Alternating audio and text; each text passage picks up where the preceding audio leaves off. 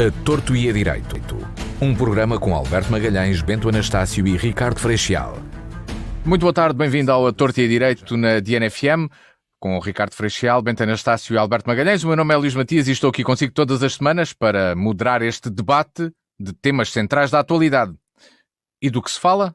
Da Operação Marquês. Ora, não podíamos deixar de falar sobre esse assunto. No entanto, começamos com as notas de abertura. Ricardo Freixal, bem-vindo. Notas de abertura no programa de hoje. Olha o microfone. Vamos então, Ricardo Freixal, agora já o conseguimos ouvir. Já. Boa tarde, Luís Matias, boa tarde, Bento Anastácio, Alberto Magalhães, e boa tarde aos nossos ouvintes também. Ora bem, eu estive aqui em risco para este programa, porque fui convocado pela Divisão dos Recursos Humanos da minha instituição, que é a Universidade de Évora, para uma consulta de saúde no âmbito da medicina no trabalho. Tinha previamente feito umas análises e dirigi-me a um posto móvel, daquelas carrinhas, tipo carrinhas de livrarias ambulantes da Gulbenkian, lembram-se? Não sei se lembram, se não, que podiam ter também o paralelo, eu quase que me deixei rir, de ter o paralelo também daquelas carrinhas que aparecem ambulantes nas feiras e romarias, aí onde se entra e se sai e se faz qualquer coisa, mas pronto. E fui chamado, imaginem, para as traseiras do Hospital Veterinário da Universidade e fui examinado na carrinha móvel. Pronto, quer dizer, eu levava umas análises ao colesterol, à glicémia, aquela coisa toda, mediram-me a tensão, fizeram-me um eletrocardiograma ali rápido, fizeram uma série de perguntas e estou apurado por mais uns tempos. Ficamos descansados, podemos ter aqui o Ricardo também no programa, está apto. Nada, estou apto. Atenção. Eu sou muito humilde nas minhas exigências e relevo muito este rastreio da medicina do trabalho, porque há 11 anos atrás, eu que andava a fumar um disparate qualquer, sem me aperceber disso como uma condição respiratória prejudicada, fui chamado a atenção depois de um exame na medicina do trabalho. Um exame com características completamente diferentes, na qual me fizeram, para além de tudo isto que me fizeram hoje, me fizeram também uma chapa aos pulmões, onde foi. Hoje nem uma chapa me fizeram, ou seja, eu estou aparentemente bem, e oxalá que me mantenha bem, não só com estes exames, mas com outros que eventualmente do meu cuidado e do que o meu Serviço Nacional de Saúde me permite também fazer, mas parece-me que esta aproximação a esta medicina no trabalho enfim, é aquilo que eventualmente será aquilo que temos, não é? É melhor que nada. Pese embora o profissionalismo e a simpatia, o roçar de simpatia que as pessoas me atenderam, eu acho que isto que é pouco, não sei, pareceu um pouco, eu não sou de muitas exigências, mas pareceu um pouco digno, não sei se por estar assistido num posto móvel nas traseiras do Hospital Veterinário, se não, mas pareceu um pouco assintoso. E se eu de facto padecer de uma qualquer patologia, não me vão despistar nem pouco mais ou menos, ou seja, eu passo no meio. Isto pode ser grave, oxalá que não seja grave para mim, oxalá que não seja grave para ninguém, por falta de despiste. E portanto, que as coisas sejam feitas não para parecer que são, mas para serem efetivamente como devem ser. Como se isto não chegasse, tinha hoje na caixa do correio um aviso que dizia assim, Censos 21, imaginem.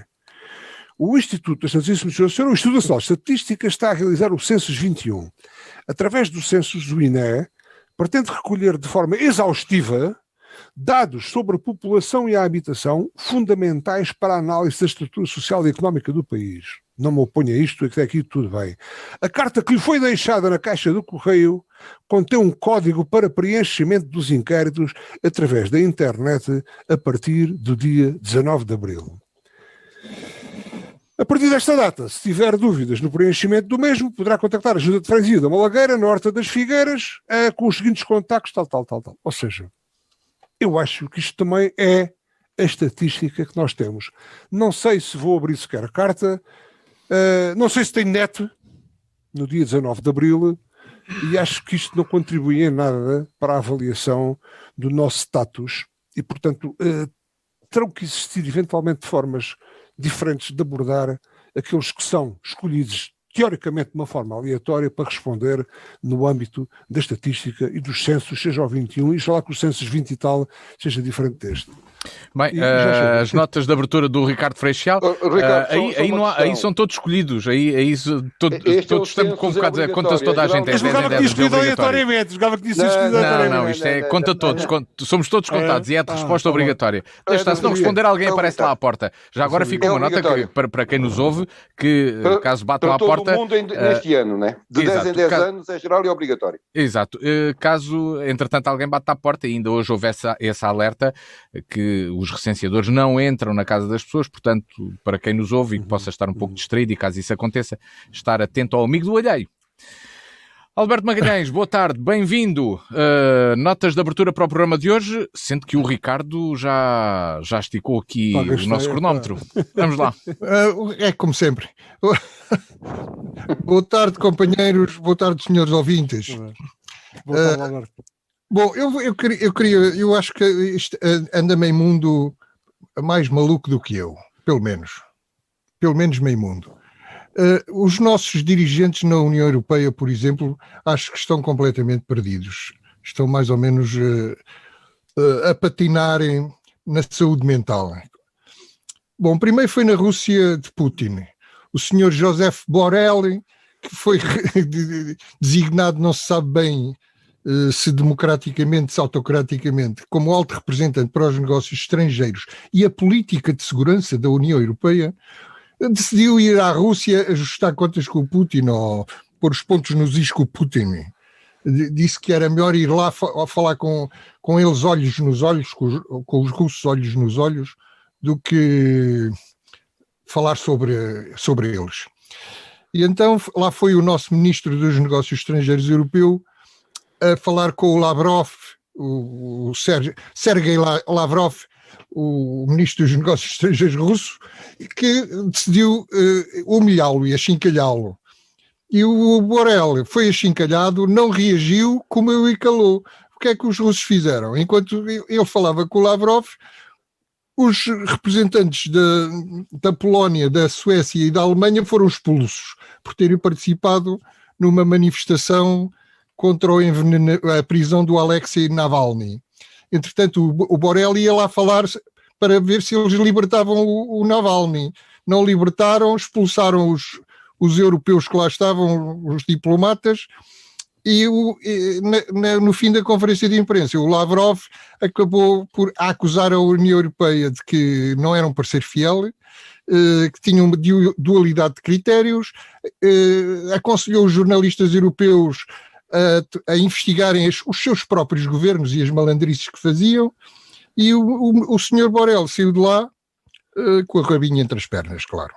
Agora, recentemente, a semana passada, foi na Turquia. Lá foi a senhora Ursula von der Leyen e o senhor Charles Michel, presidente do Conselho, e lá foi a senhora Ursula humilhada pelo Erdogan, mas aqui pior, o Charles Michel resolver ser cúmplice do Erdogan, do turco, na manobra contra a senhora von der Leyen. E o que é que aconteceu? A senhora von der Leyen, por causa da pandemia, deixou o seu protocolo, os membros do seu protocolo em casa, ficaram em teletrabalho, e só o senhor Charles Michel é que levou a malta do protocolo. E a malta do protocolo do senhor Charles Michel combinou na véspera do encontro que só haviam duas cadeiras, uma para o senhor Charles Michel e outra para o Erdogan, e que a senhora von der Leyen sentasse no sofazinho ao lado, e se quisesse, se não quisesse ficar em pé ou de joelhos. Portanto, estamos conversados. A União Europeia foi à Turquia para sair humilhada, e pior, para termos em público esta reação. Agora, eu queria, antes de terminar, sei que estou a gastar um bocadinho de tempo, mas eu depois sou rápido no último tempo do Ricardo. Era só para dizer que o senhor Charles Michel, claro, é um sacana, chamemos as coisas como elas são. Acabou por dizer que não agiu na altura, sentou-se e esticou as pernas para não agravar a lamentável situação, e privilegiar a discussão política com Erdogan. Reparem bem no cinismo da coisa. A senhora van der Leyen disse também não fez nada, sentou-se no sofazinho também para não estragar o ambiente. Ora, eu acho que tanto um como o outro, o que faziam melhor era demitir-se, porque deixaram-se humilhar e com eles a União Europeia. Portanto, são os diplomatas que não valem um caracol. E não me venham dizer que eu não posso criticar a senhora van der Leyen, que já foi suficientemente humilhada pelo turco.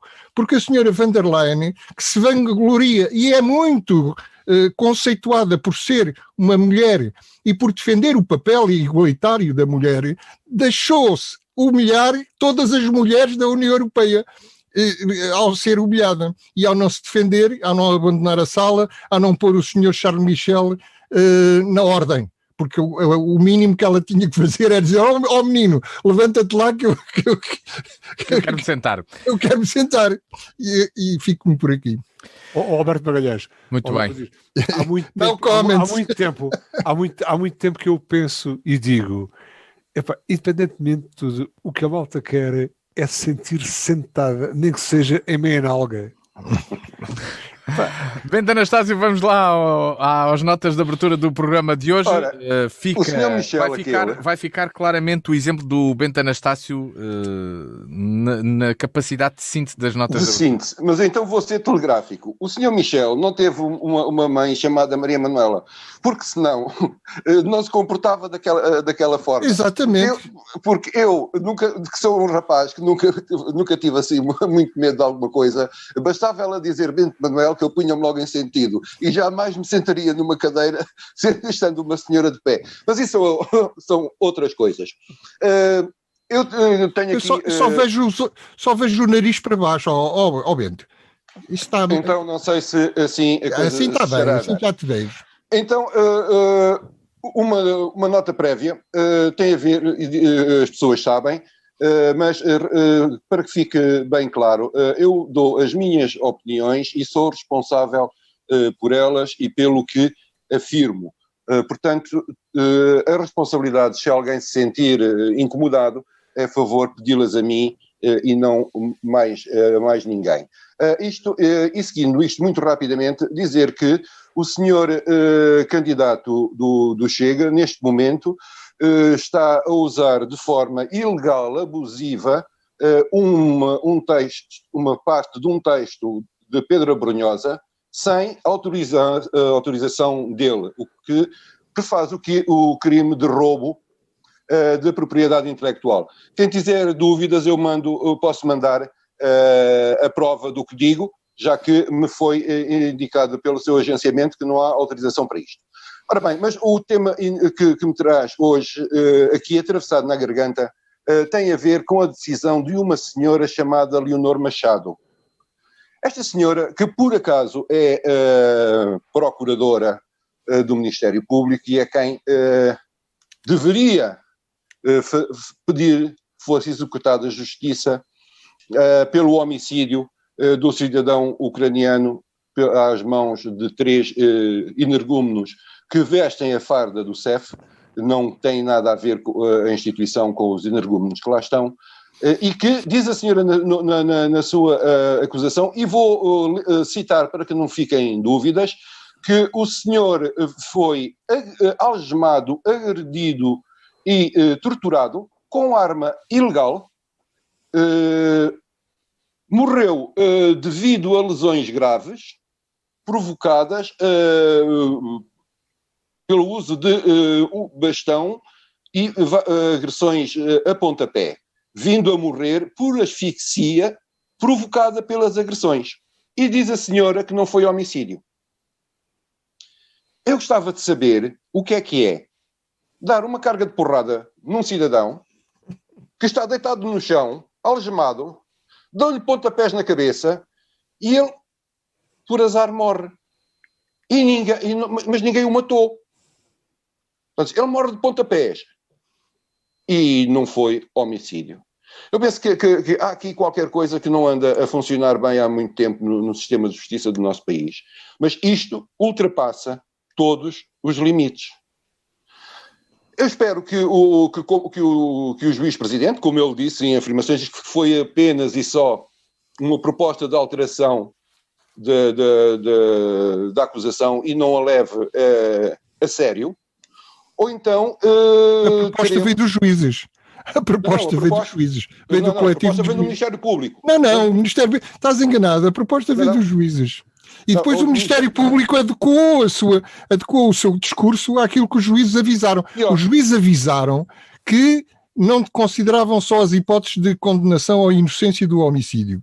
Consideravam também, iam considerar também outra hipótese, que era a da agressão que tu estás a dizer. E que ela repetiu depois, mudou a acusação, porque já sabia que os juízes iam fazer isso.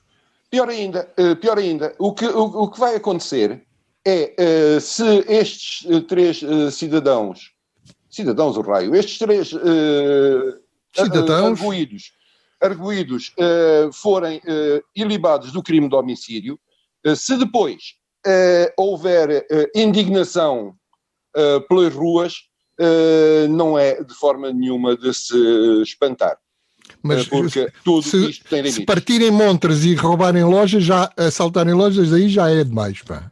Não, porque não é tradição deste país partir vidros e assaltar coisas. Portanto, ora, as notas de há abertura outras boas tradições nesta República. São estas as notas de abertura do programa de hoje, do A Torto e Direito. Partimos para o tema central do programa, a decisão instrutória da Operação Marquês, a decisão que revelou que o antigo Primeiro-Ministro vai ser acusado de 6 crimes, sendo que a decisão do juiz Ivo Rosa, do juiz de instrução, ainda é passível de recurso. Muito já se falou, até já se falou quase de um tiro ao juiz, uma expressão aí utilizada depois da decisão tomada por Ivo Rosa. Também outros a considerarem que o processo no Ministério Público foi mal elaborado e por isso ruiu como um castelo de cartas. Ricardo Freixal, o que dizer desta decisão e do processo no momento em que está? Luís Matias, sabe porque é que não há tiro ao juiz? Eu não estou aqui a defender o tiro ao juiz, mas sabe porque é que não há tiro ao juiz? Porque, como dizia Miguel Torga, o país ergue-se indignado, moureja o dia inteiro indignado, come, bebe e diverte-se indignado, mas não passa disto. Falta-lhe o romantismo cívico da agressão. Somos socialmente uma coletividade pacífica de revoltados. Isto é de Miguel Torga. Eu adoro ler e pensar acerca da literatura e da poesia de Miguel Torga, e isto diz um pouco daquilo que não sei o quê. Bom, o Bento disse, relativamente ao caso da morte do cidadão ucraniano, isto ultrapassa todos os limites. Ó Bento, nem o Bento sabe, nem nós sabemos quais vão ser os limites. Tem razão.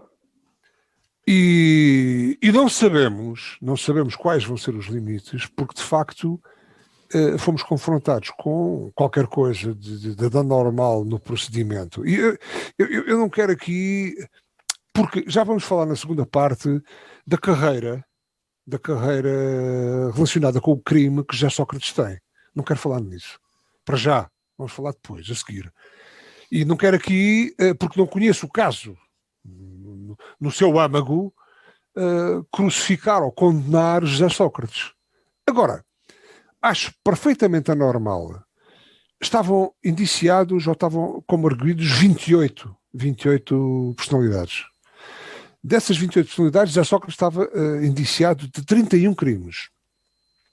E, independentemente daquilo que é a factualidade, enfim, aquilo que era conhecido do caso, fomos confrontados com um juiz que desempenhou um papel estranho, no mínimo, quer dizer, um juiz que decide na instrução de um caso como se fosse nitidamente um advogado de defesa. Isto não é normal. Isto pode ser inócuo, mas não parece. E depois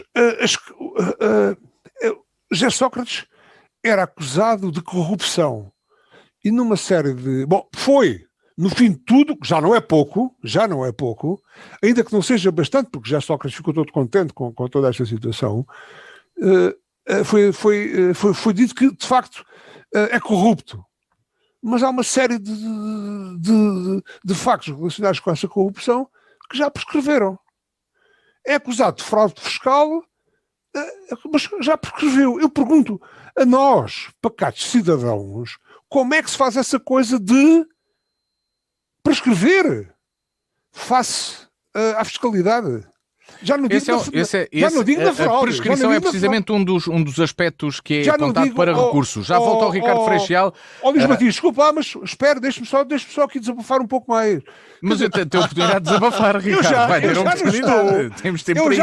Eu já não estou, porque não entendo que nenhum de nós que esteja aqui esteja a pensar que está envolvido na fraude fiscal. Não, porque nós caímos em cumprimento fiscal quando menos esperamos. Mas, Ricardo... Mas nunca prescreve. Vamos passar então ao Alberto Magalhães. Ricardo está a lembrar no erro. O crime fiscal não prescreveu. Não foi por isso que o juiz o tirou de lá. A argumentação do juiz não é a prescrição, neste caso. A argumentação do juiz é que o dinheiro roubado não podia ser. O dinheiro roubado não pode ser declarado. Porque não há rúbrica no anexo B. Imagina, porque o anexo B é falho. O anexo B a ser feita de IRS. O anexo B é falho nas verbas. Não, mas ouça, exatamente. Porque não há, é tudo mentira. E o que é verdade prescreveu e ninguém.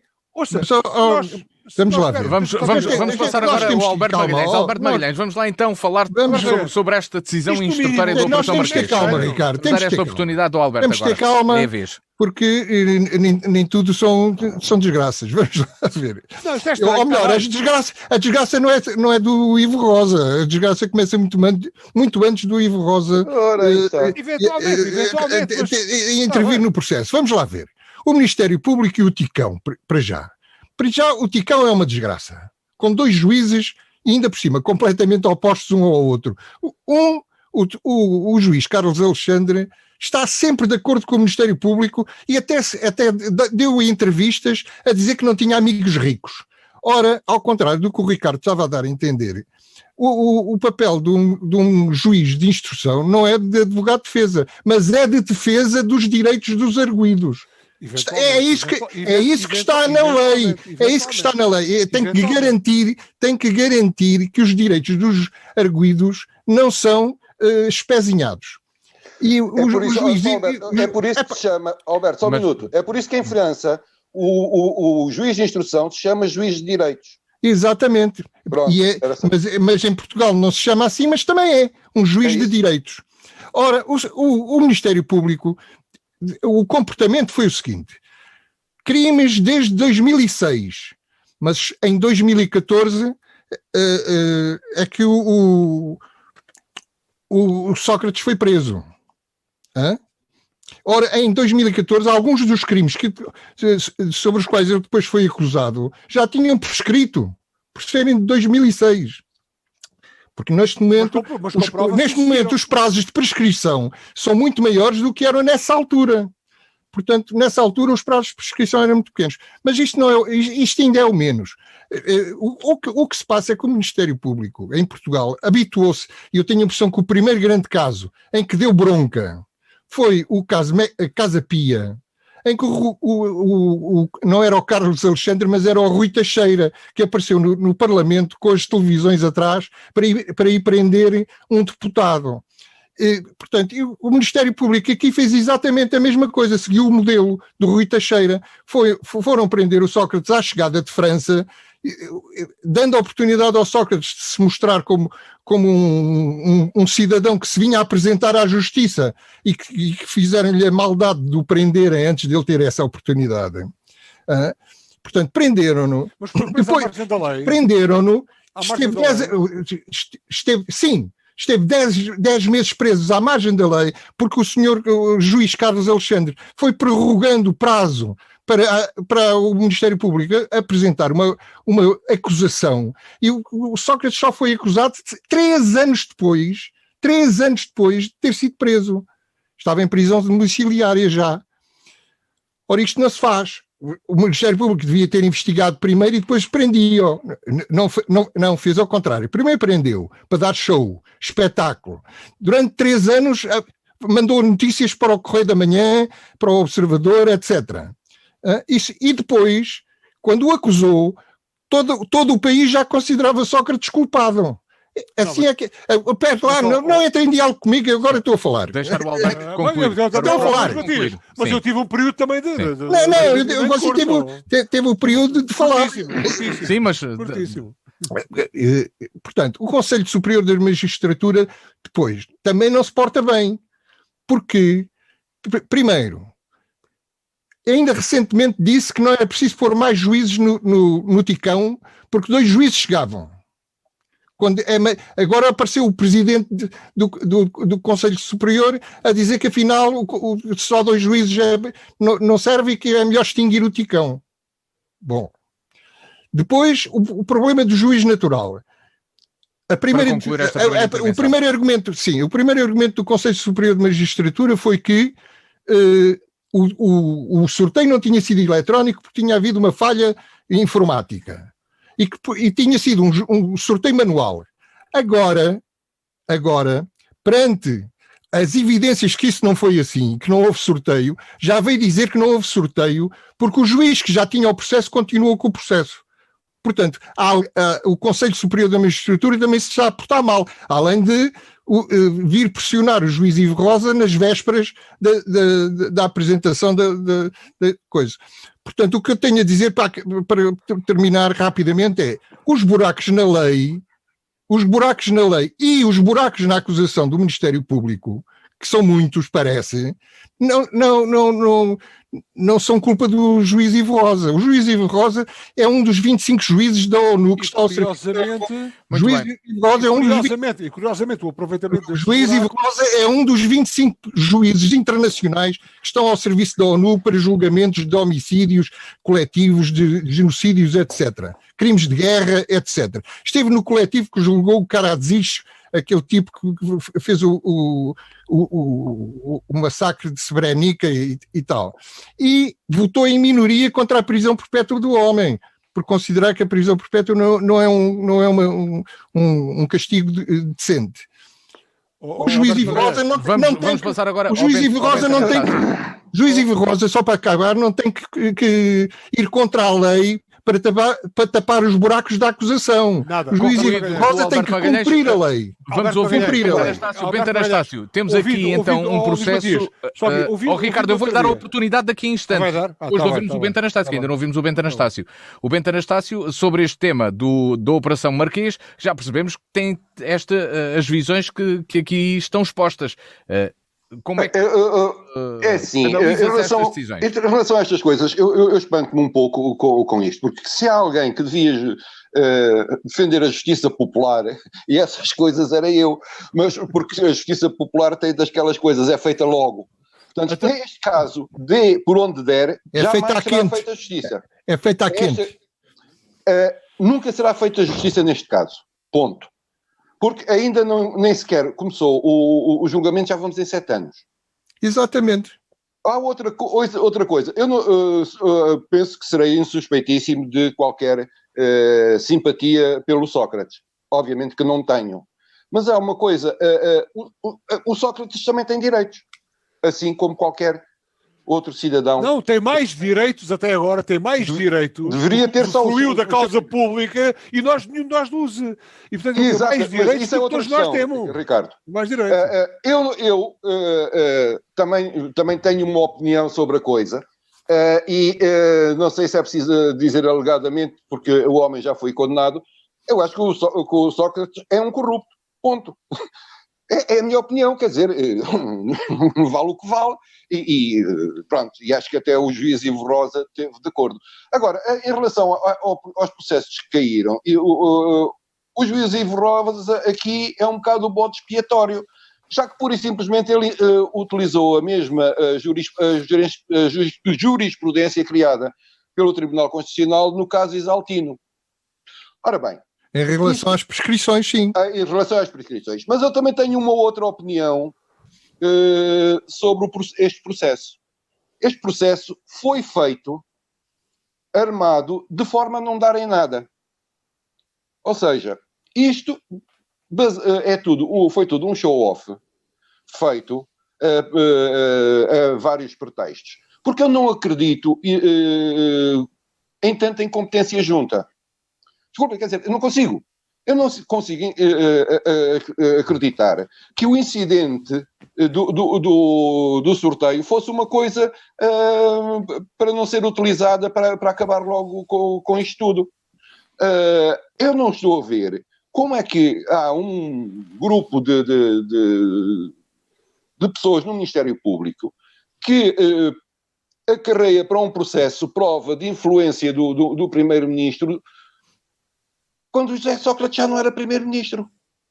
Então ele foi corrompido por ser Primeiro-Ministro e já não era.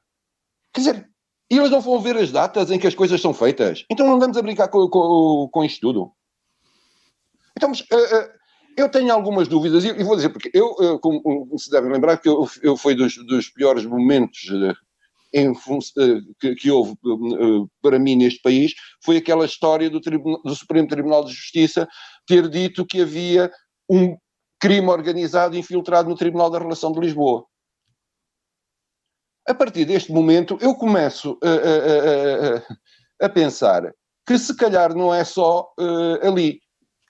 Poderá haver a organização criminal poderá ter raízes mais abaixo. Eu não quero aqui estar a insinuar nada. Nesse caso chama-se tentáculos. Chamemos-lhe o que quisermos. Mas eu dizer só que este processo, para mim, foi armadilhado para correr mal, para que isto tudo, e tem como objetivo final, e eu também agora também tenho direito à minha teoria da conspiração. Levar o dinheiro do Sócrates. Porque ele faz esse número todo, aparece como vítima, já prescreveu já de não sei o quê. Isto acaba condenado por aí a 4 anos de cadeia, pena suspensa, mais o que já... Espera aí, deixa lá a minha teoria. Mais o que já cumpriu de prisão, e depois o dinheirinho. É todo dele, ninguém tem que lhe perguntar mais onde é que ele o foi buscar ou de onde ele veio. Portanto, é uma forma complicada de lavar dinheiro. Mas uns não sei quantos milhões, se calhar até dá. Mas isto é uma teoria da conspiração como outra qualquer. Porque o que eu de facto acredito é que isto foi tudo armadilhado e, neste caso, o juiz Ivo Rosa é apenas o bode expiatório de um processo que vem tramado de trás. E que se caracterizou por fugas de informação.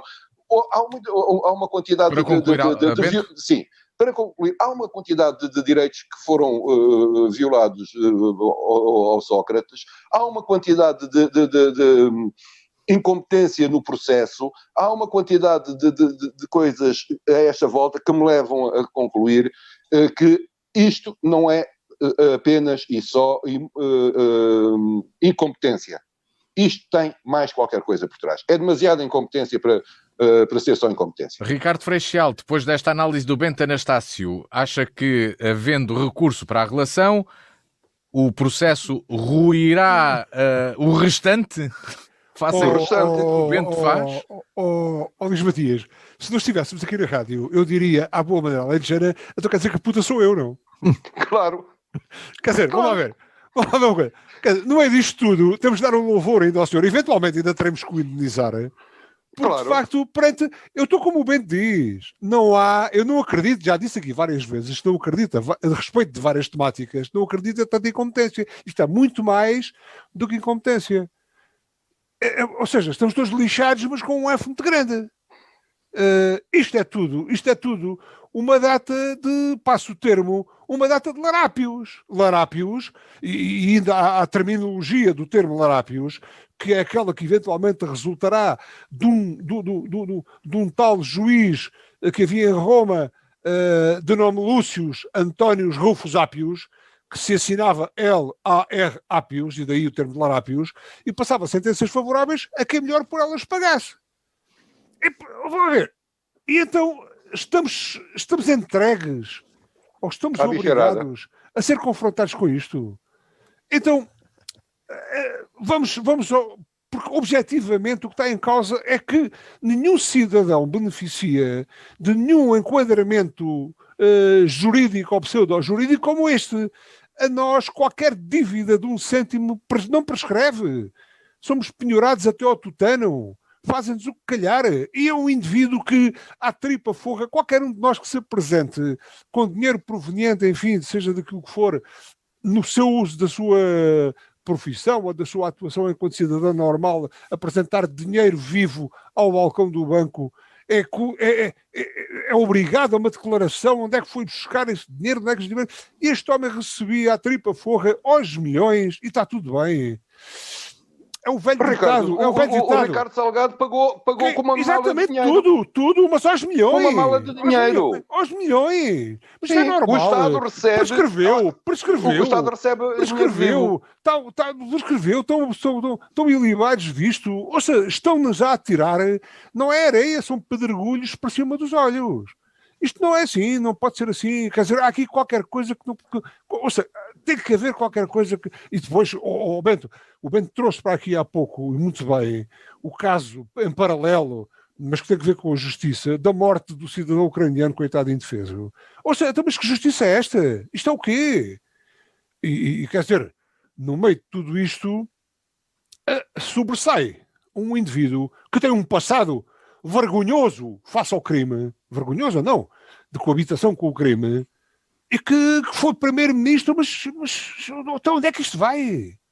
Até onde é que isto vai? Portanto, é estupefacto, eu não sei, quer dizer, não tenho provas nenhuma, naturalmente. Agora, há um velho ditado, perdoem-me isto, mas isto vai muito terra a terra, isto começa a chegar mesmo ao nível em que nós temos que fazer uma chamada aos nossos mais nobres princípios e também aos ditos, ouça, quem cabritos vende e cabras não tem, de algum lado lhe vem. Este indivíduo é mais que conhecido, o vidão que fazia tudo isto, mas ouça, não preocupa a questão do cidadão Sócrates, preocupa-me, senselato, a questão da falta de regulamentação e de justiça face a casos como este. Alberto Magalhães, a mesma preocupação? Onde é que estão os limites? Onde é que estão os limites? Pergunta ao Ricardo Freixal, que se indignou aqui várias vezes já pelos prazos de prescrição. Eu às vezes também me indigno, mas temos que ter calma. Vamos Magalhães, Alberto Magalhães. Mantenha calma. Mais calma ainda. Calma para não dizer disparates. Mais calma ainda. Primeiro, quem fez a lei das prescrições não foi o Ivo Rosa. Quem se pode atribuir as culpas das prescrições não é ao Ivo Rosa. Os crimes já tinham prescrito antes do Ivo Rosa tomar conta do processo. Mas eu não falei do Ivo Rosa. Não me interrompa, deixe-me lá falar. Deixe-me lá falar. Quem deixou os crimes prescrever, se houve crime, foi o Ministério Público, não foi o Ivo Rosa. Portanto, estar a atribuir culpas ao Ivo Rosa de que ele não tem, vamos lá ver, o Ivo Rosa até pode eu não digo que ele tenha 100% de razão, eu ainda não li as 6.700 páginas e tenho também algumas dúvidas, de algumas coisas que ele decidiu. Tenho algumas dúvidas. Por exemplo, ele tem a mesma interpretação das prescrições que tem o Tribunal Constitucional. Mas ainda ninguém disse tira ao Tribunal Constitucional. Mas ele seguiu, nas prescrições, seguiu a doutrina oficial do Tribunal Constitucional. Que a mim me levanta dúvida. A mim me levanta dúvida, isto é, se uma pessoa começa a cometer um crime em 2006 e continua a cometer esse crime até 2012 ou 2014, eu tenho dúvidas que se deva contar a prescrição a partir de 2006. Mas isso é outra história. O que eu não me meto nisso porque não sou jurista. O que eu sei, como cidadão, é o seguinte. O Ivo Rosa pode não ter 100% de razão no seu despacho, mas mostrou que era possível acusar Sócrates dessas coisas todas de viver à grande e de receber dinheiro em malas e em pacotes e em embrulhos. Era possível prendê-lo por isso, julgá-lo por isso rapidamente. E talvez tão rapidamente como nos Estados Unidos o Madoff foi julgado e acusado e condenado. Só que o Ministério Público não queria condenar Sócrates. Aqui não estou a entrar na teoria da conspiração do Bento. Estou só a dizer que o objetivo do Ministério Público era fazer show-off, era criar um grande esquema em que julgaria os políticos todos praticamente, e o dono disto tudo, e os donos disto tudo, e os donos da PT, e da EDP, e do raio que os partam. E acabaram por encher um balão. Não sei. Acabaram por encher um balão. Deixe-me falar, se faz favor. Acabaram por encher um balão que bastou fazer um track para esvaziarem. E a culpa é deles, não é do Ivo Rosa. O problema é que nós não podemos ir nesta coisa de que temos a convicção de que uma pessoa é culpada e vamos atirar ao tiro nela. Não, o Ivo Rosa tem que fazer a sua obrigação. E a sua obrigação é isto, é que nenhum inocente seja condenado. Esta é a obrigação dos juízes de instrução ou juízes de defesa. Qualquer instrução, de qualquer juiz. Qualquer instrução de qualquer juiz. É zelar para que os inocentes não sejam condenados. Mesmo que 10 culpados saiam sem serem condenados. Exatamente. A doutrina é esta. É preferível deixar escapar às malhas da justiça 10 culpados do que prender um inocente. E eu gosto de viver num país em que isto seja levado a sério e que não seja o juiz Carlos Alexandre que faça a doutrina. Isto é, os cidadãos acusados pelo Ministério Público são culpados até prova em contrário. Isso é que não pode ser, porque pode-me calhar a mim, como o Ricardo ainda há bocadinho estava a dizer, então o vulgar cidadão vai lá para dentro. Não vai, isto também não é assim. Há muitos julgamentos e muitos juízes que são honestos e que cumprem este dever de zelar para não condenar inocentes. Nem tudo é mau na justiça portuguesa. Não podemos estar a tomar a floresta pela árvore, não é? E, portanto, fico-me por aqui. Bento Anastácio, para concluirmos este assunto sobre a Operação Marquês. Vê uma coisa. A justiça também se faz quando alguém é absolvido. Claro. Vamos lá, isso é a justiça. Agora, isto no plano teórico, há uma lição que nós podemos tirar também, e sobretudo do preâmbulo, chamemos-lhe assim, do despacho do ministro Ivo Rosa, é que os cidadãos todos têm direitos. Existem, é claro, cidadãos que têm mais direitos que outros. Há cidadãos que têm um batalhão de advogados pagos a peso de ouro e outros que têm o oficioso que se levanta a pedir justiça. A isto chama-se justiça de classe. E aqui está aprovado, uma justiça para ricos e uma justiça para pobres, uma justiça para poderosos e uma justiça para os outros. E isto é que me preocupa. Isto é que me preocupa, porque eu quero viver... Eu acho que, Bento, em Portugal a justiça é para pobres e ricos. Quem se lixa é a classe média, que não tem dinheiro para pagar advogados, porque os pobres têm direito a advogado de borla. Podem não ser os melhores advogados, mas têm direito a advogado de borla. Agora, a classe média é que fica lixada.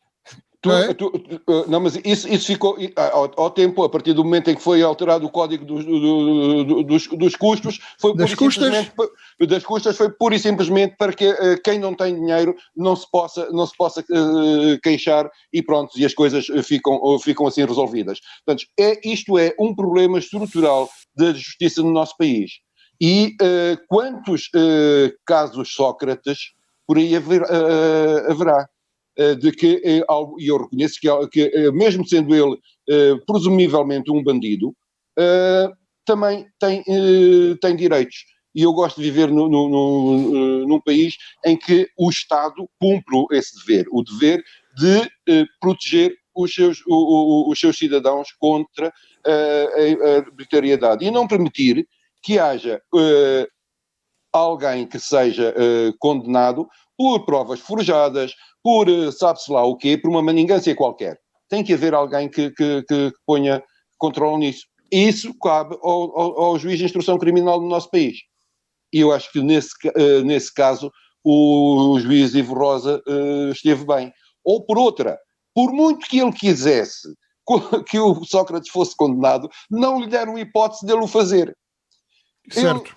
Ele diz, sim senhora, o senhor é corrupto, agora não posso fazer mais nada. Quer dizer, Mas teve a habilidade de o apanhar onde podia. Onde podia. Só lhe deixaram aquele bocadinho para ele poder mandar o Sócrates para e o que é curioso é que foi por aí que o Ministério Público começou o inquérito. Foi por esses movimentos de dinheiros em sacos e em embrulhos. Estiveram à espera de quê para pôr o papel a tempo e horas? Ora bem.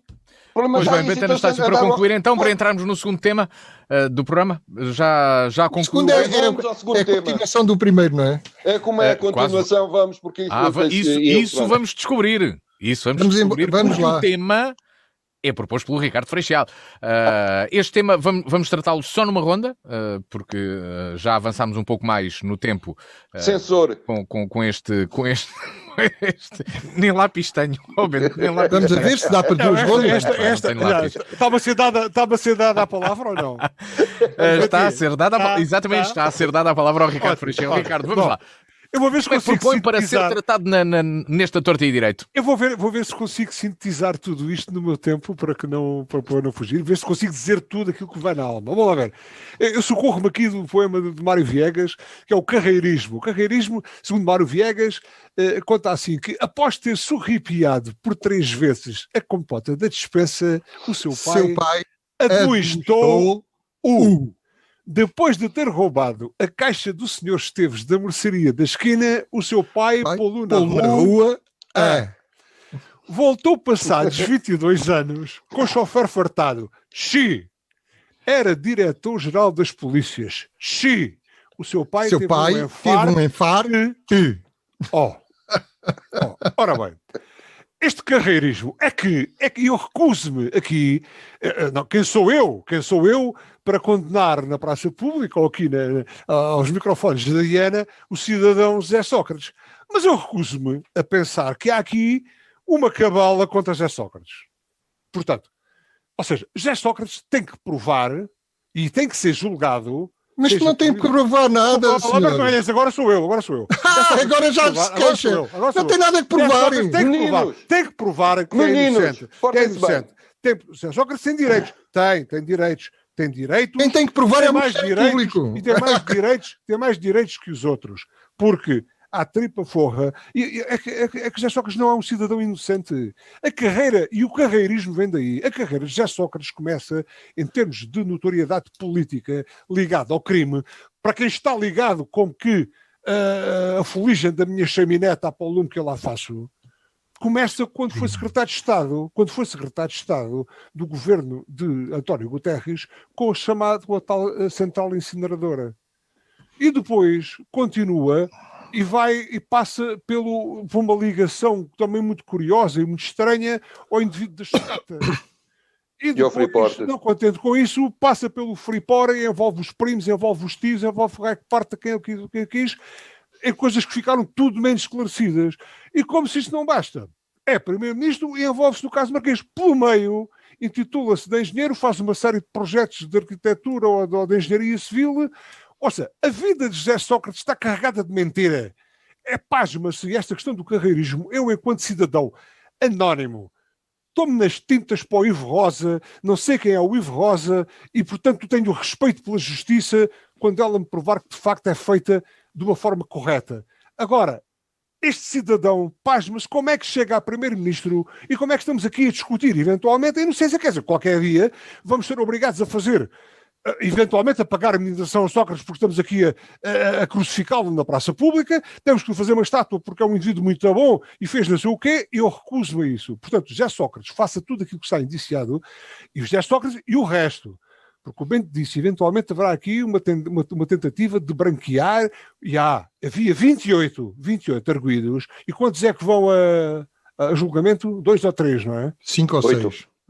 8. Ouça, sim. Quer dizer, isto não é normal.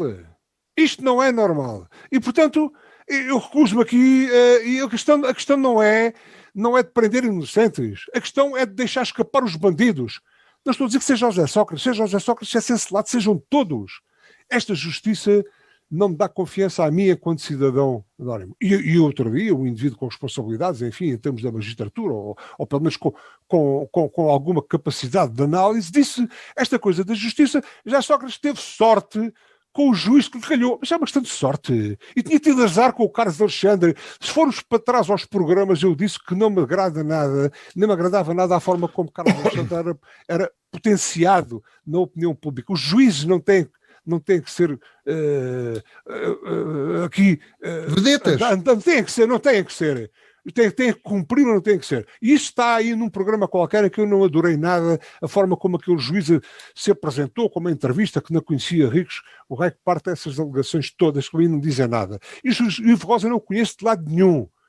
Portanto, agora, o que fica estupefacto perante uma situação destas. E qualquer cidadão anónimo se pergunta-nos como é que nós transgredimos por qualquer coisa. O Ministério Público, a mim, uma vez que fui arguido num caso em que era queixoso, em que era testemunha de um queixoso, a primeira coisa que me fez foi reprimir-me e mandar-me descruzar as pernas, porque a justiça, se calhar, faz-se pernas abertas, eventualmente, ou de outras coisas abertas.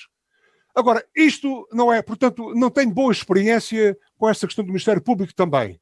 Agora, isto não pode servir para inocentar, não é uma questão de prender inocentes, não, é de deixar escapar bandidos, não podemos. A nível nenhum, transversalmente. Eu não sei se estou a falar eventualmente ao Alberto Magalhães.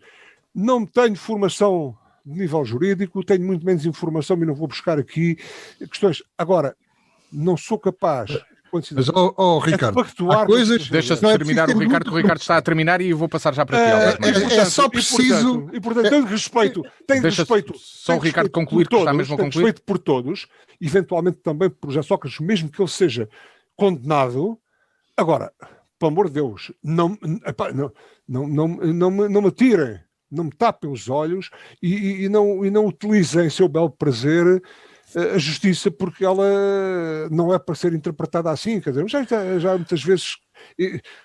Ficou claro, Ricardo, penso que ficou claro esta sua apresentação sobre o carreirismo. Sim, passamos para o Alberto Magalhães, que já estava a entrar, já estava aqui entusiasmado. Alberto Magalhães hoje anda a entrar aqui, estava eu a dizer, não é preciso ter grande formação jurídica, é preciso ter os princípios básicos, a gente não se ter neles. E um dos princípios básicos é que o José Sócrates não tem que provar nada.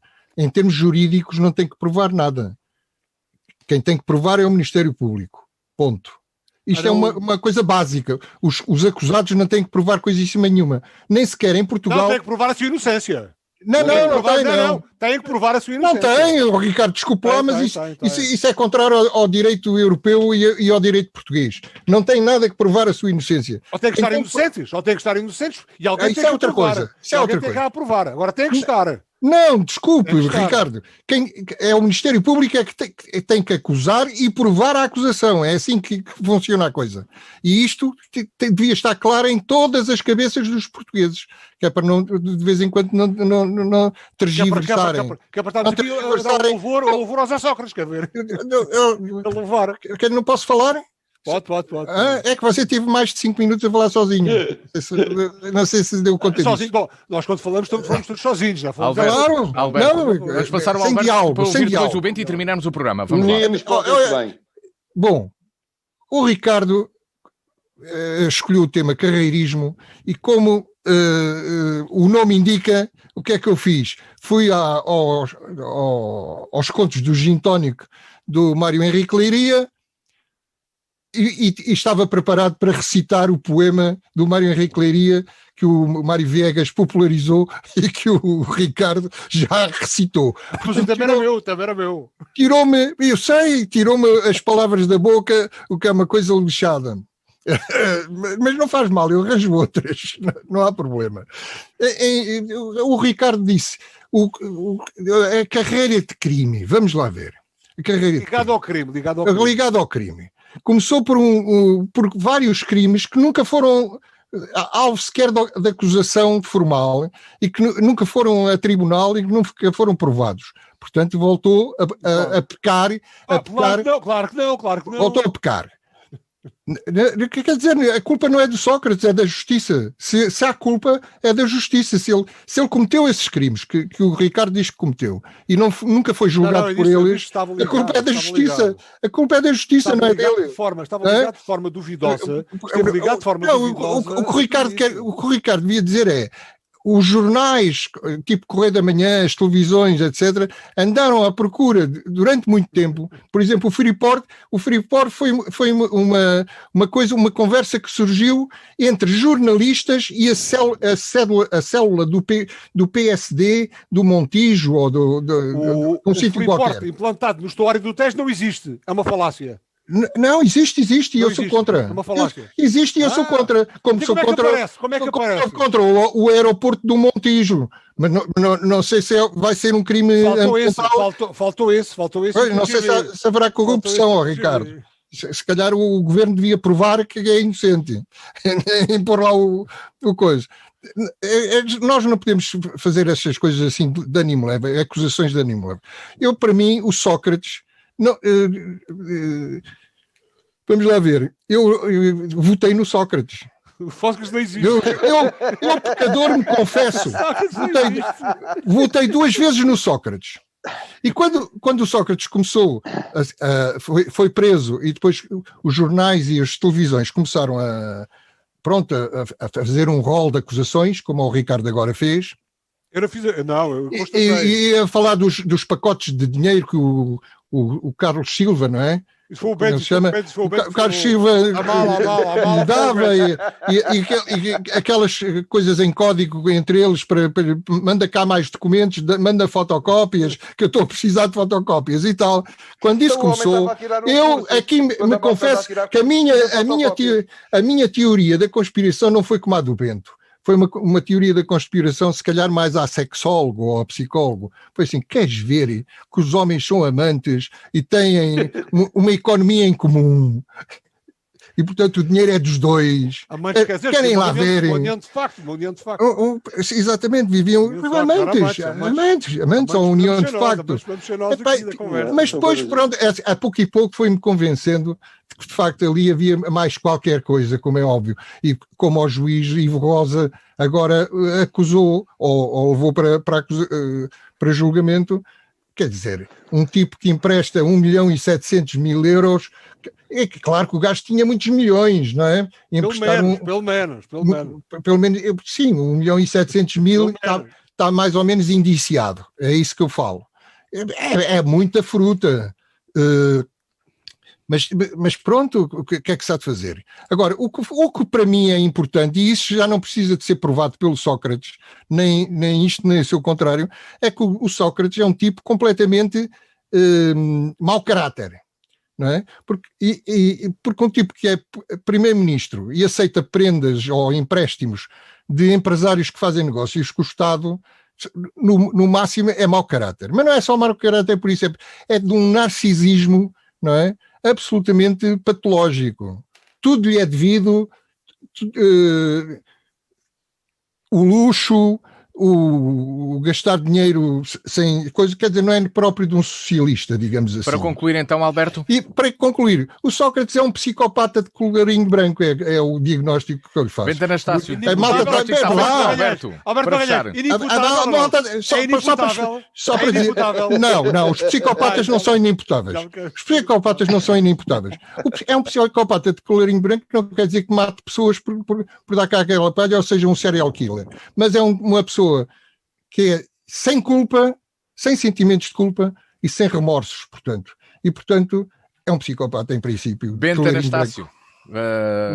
Estamos a fechar e concluís tu o carreirismo aqui apresentado pelo Ricardo, perdão. Dizendo que o Alberto é um especialista em saúde mental e respeitado na nossa comunidade, de onde, e agora sem ironia, se ele o diz, eu por acaso também concordo, apesar de não eu era por intuição, eu concordava só por intuição, mas agora tem a validade científica. No que diz sobre o profissional, eu também acho que o Sócrates é um excelente profissional desta coisa. O rapaz há muito tempo que se andou alegadamente amanhando por aí fora e foi subindo na carreira. Quer dizer, começou a amanhar-se um bocadinho e tal, até que chegou lá acima. Portanto, é um bom profissional, subiu na hierarquia desta coisa, o que, pronto, quanto mais não seja, costumamos dizer que temos falta de profissionais competentes. Neste caso, o Ricardo, o profissional é competentíssimo na área em que exerce a sua profissão. É claro que essa coisa, depois de ter sido secretário de Estado e primeiro-ministro e não sei o quê, são fé diversos. O que estava mesmo para ali era só mesmo para a vigarice. Coisa que nem o Álvares dos Reis conseguiu fazer. Portanto, eu acho que é preciso também haver algum respeito pelos bons profissionais que nós da área. Na área. Bento Anastácio, muito obrigado. Nós temos que concluir o programa. Uma frase. Só para, e sou depois, eu a concluir. Há outra coisa importante. Nós temos a mania de confundir a justiça com a lei. E para mal dos nossos pecados, justiça e lei não são a mesma coisa. Nem sempre. E pronto, nem sempre são a mesma coisa. Muito Sou bem. eu a concluir? Sim, Sou eu? uma palavra, Ricardo. Nada, uma palavra. Continuo com Mário Viegas. A Néspera. Uma Néspera estava na cama, deitada, muito calada, a ver o que acontecia. Veio uma velha. Chegou a velha e disse: comeu-a. olha, uma Néspera. Exato, comeu-a. É o que acontece. Há Nésperas que ficam deitadas, caladas, a esperar o que acontece. Eu não estou a incitar à sublevação. Mas, enquanto semeadora, Ricardo, mas enquanto semeador, todo o semeador semeia contra o presente. Muito bem. Obrigado, Ricardo. Obrigado, Bento Anastácio e Alberto Magalhães. No Ator Direito, chegamos ao final do programa de hoje, marcando encontro de hoje, uma semana, novamente aqui na DNFM, no meu canal 121, 124 e na página dnfm.com, onde pode seguir este programa através do serviço podcast da Diana e também no YouTube da DNFM. Muito boa tarde, até de hoje uma semana. A Torto e a Direito, um programa com Alberto Magalhães, Bento Anastácio e Ricardo Freixal.